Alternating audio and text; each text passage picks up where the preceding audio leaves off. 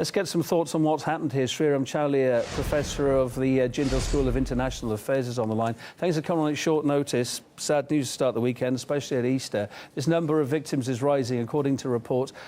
From what you've seen so far, before we get into what may be behind this, can we expect more casualties? Do you know any more? Kevin, it's looking very bad. I mean, since the war ended in Sri Lanka in 2009, we have not seen, this scale of casualties in any form of organized violence. So it's really, a bolt from the blue. Although, it's expected in one sense because lately the inter-religious tensions have started rising again. Yeah. Sri Lanka has been a very, fragile mix of different ethnicities and religious groups. After the civil war ended in 2009, we were hoping for reconciliation and peace, but unfortunately, many majoritarian Buddhist politicians have fanned anti-Muslim, politics and have led to riots in the past. And there is also an anti-Christian riots as well as, biases that have been spread.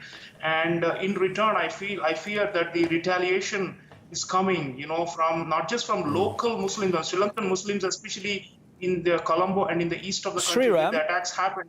Let's just rewind this. People like me are old enough to remember the fighting that went on there for what, a quarter of a century between the Tamil Tigers. They wanted their own part of that island. It seemed to end in 2009, or at least calm down. Do you think that's what's behind this now, or is it something different? No. The Tamil Tigers and the Tamil separatism would not attack churches in eastern Sri Lanka and in Colombo because, most of the victims are in the eastern, for example, in Batticaloa, where the church attacks happened today, most of the victims are actually Tamils themselves. There are Tamil Christians too. So who could be behind this then?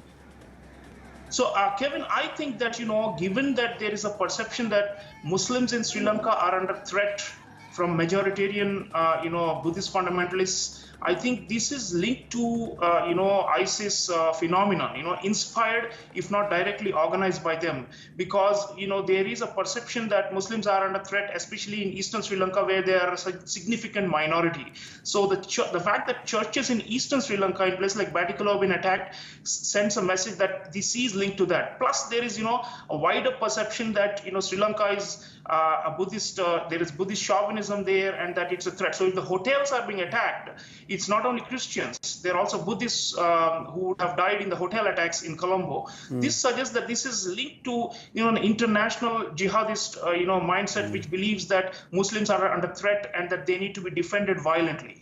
Oh, no one's come forward to say that they're behind it yet. Must stress to our viewers as well. What about the people in charge in Sri Lanka? There's been some trouble regarding them. Politically, could this be anything to do with the political scene there or not? Well, they have elections, significant presidential elections and such things coming up. But I think the important point is that the main opposition, led by Mahinda Rajapaksa, has been seen to be indirectly inciting violence against ordinary Muslim civilians in the past for political gain. This is what I meant by the majoritarian politics that's being played lately there. And this could be seen in retaliation to that, and there is a wider, if you go beyond South Asia, Southeast Asia also, there are a number of, ISIS or Al-Qaeda related elements who believe that Muslims are under threat by local majorities. So wherever there are Muslim minorities, these jihadist groups try to appropriate their causes and try to present themselves as, fighting for their, to protect them against, the infidels, as they call it. So there is a significant Muslim minorities in Sri Lanka. Some of them could have been radicalized to carry out these attacks. I very much doubt that, outsiders, as in foreigners, would have come and done this. So it does look like some disgruntled elements within the Sri Lankan Muslim population who have been mobilized to say we have to fight back because otherwise these Buddhist chauvinists and these Tamils and others will try and take away our rights. There is a delicate balance, as I said. So there are three communities. We have the Sinhalese who are majority Buddhist, we have the Tamils who are majority Hindu, and then there are mixed Christians who are both Sinhalese and Tamils. And then there's Muslims who consider themselves separate from the Tamils and the Sinhalese. So this kind of mobilization of the Muslims could very well turn into something very dangerous, because in the past, the Muslims have not been heavily armed.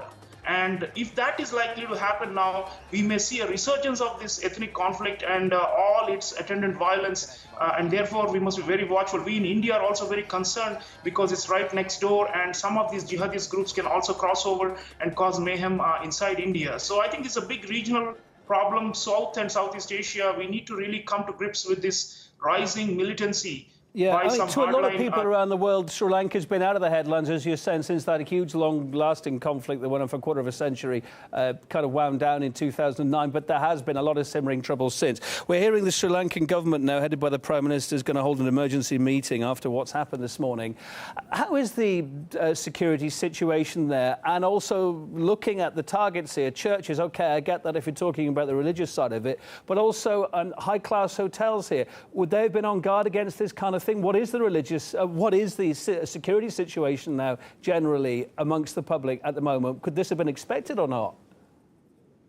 Kevin, after the war, they let down their guard, because after the LTT, the Tamil Tigers were vanquished, there were not really any serious terrorist threat. Most of the violence was between political parties, and this kind of communal violence incited by politicians, by one group of hoodlums against another religious group. So you are seeing riots, but not this kind of direct, orchestrated, multiple serialized terrorist attacks before. So they had let down their guard. They believed that the terrorist problem was over. Most people in Sri Lanka say, thank God, now we are in better times. But today, I think, is a slap in the face of everyone who became complacent.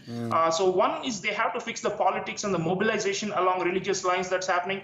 And two, of course, security. This is a big wake-up call for the state to protect especially minorities. I wonder what's going to happen now. Is there going to be some kind of lockdown there, curfew, etc., etc.? Will the government get a handle on this, or will that be a step too far? Well, last year, in last couple of years, the government of President Maithripala Sirisena declared national emergency when there were riots in the hill country area aimed at Muslims. So even though the casualties were much lower than today, so national emergency, these kind of things, steps can come in, and they may be needed actually, because the scale of the violence today is way beyond anyone's comprehension, because it looks like, as I said, foreign-inspired and a foreign-supported plot, and that means that Sri Lanka is in the crosshairs. I mean, we've heard about Myanmar being targeted because of Muslims feeling persecuted there by Buddhists, and now we are seeing it in Sri Lanka. So there is an issue here with this, religious fundamentalism making a comeback, and they may have to take strong measures again to try and quell this. But also, I think ultimately the politics and the the polarization along ethnic lines has been the bane of Sri Lanka for many, many decades. We were hoping that after the civil war ended in 2009, we'd come out of it. But unfortunately, it has a lot of staying power, because that's how people have been. A final thought, Sreeram. I mean, that part of the world is a beautiful part of the world. It used to be a hop over if you want to go to Mali, the Maldives, etc., close by. How much these days, after 2009, when the majority of the big troubles were over there, does it rely on tourism? Because I'm seeing that expensive hotels were one of the targets here, where tourists are going to be. How reliant on tourism is it, and how worried should people be about going there now on holiday, etc., with the summer coming up? Yeah, this is going to be a big deterrent. Sri Lanka is a big draw, with its beaches and coastline. It's really, and especially after the war, even the north and east, which used to be under the grip of the insurgency and the counter-insurgency, all these were opened up for tourists, and there is a tremendous flow of people, especially from countries like Australia and India and neighboring countries in the Asia Pacific. They all flock to Sri Lanka. It is a bit of a paradise, an emerald isle, as it's called. So I think this is clearly meant to scare away a lot of people and to create a sense of, not just a political emergency, but a kind of a fear for one's own security and survival. That's the message of the terrorists. That's the objective of these terrorists. And unfortunately, given the fragility of the ethnic situation, they seem to be succeeding in Sri Lanka. Yeah, thanks for explaining it to us, Sreeram Chaulia, Professor in the Jindal School of International Affairs. Much appreciated. And just before you go, and I've got an update as well, just telling our viewers the Sri Lankan government, headed by the Prime Minister, hold that emergency meeting after those deadly explosions there. And the official number at the moment, but this is still sketchy, at least 52 reportedly killed in these multiple explosions across the island, 280 at least injured. But I'm seeing another line in, it's actually from Sky News.